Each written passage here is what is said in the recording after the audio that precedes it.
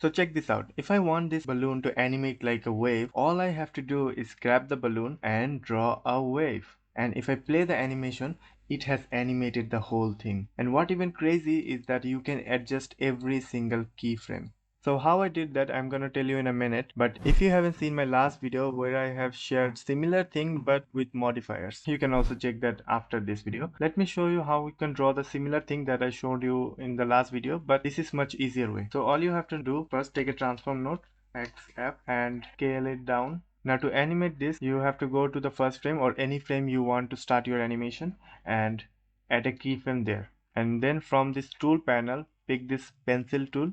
But before that, you have to move your object to the starting position and then take the pencil tool and click and hit the space bar, and now you can draw your keyframes. And now you can see that you have your animation. And if you see the spline panel, you will see this graph where you have every individual keyframes. Keep this in mind. I will come back to it later. So this is the similar method that I have shown you in my previous video. And I would like to thank the person who have told me this method. Thank you for sharing this with us. But while playing with this tool, what I have discovered, let me show what I mean. Let's go to the first frame and add a keyframe there.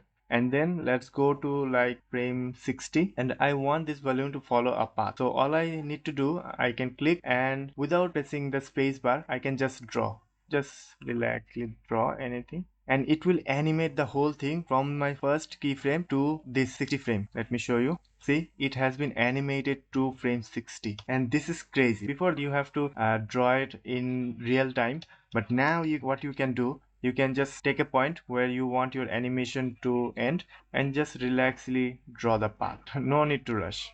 And it will be animated between those two keyframes. And what is more interesting, if you see the spline panel, you see you don't get every single individual keyframes. All you get are two keyframes, the starting and the end keyframe. So it is kind of work like a path, but if you want any of your keyframes in the spline, there is a trick. Let's say I want this keyframe in my spline. All I have to do, I play the animation until the balloon hits that keyframe. When the balloon hits that keyframe, in the spline panel, just click on right below the playhead. Click when the plus icon comes and you get your keyframe. Now you can adjust this same as before.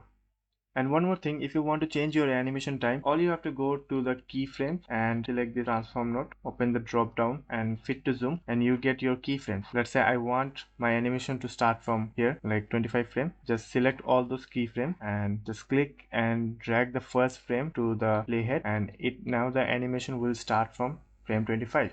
And you can adjust individually every single key. I hope you like this video, and in case you haven't seen my last video, I will highly recommend you to check that video out to have a better understanding on this. And I will see you in the next video. Bye bye.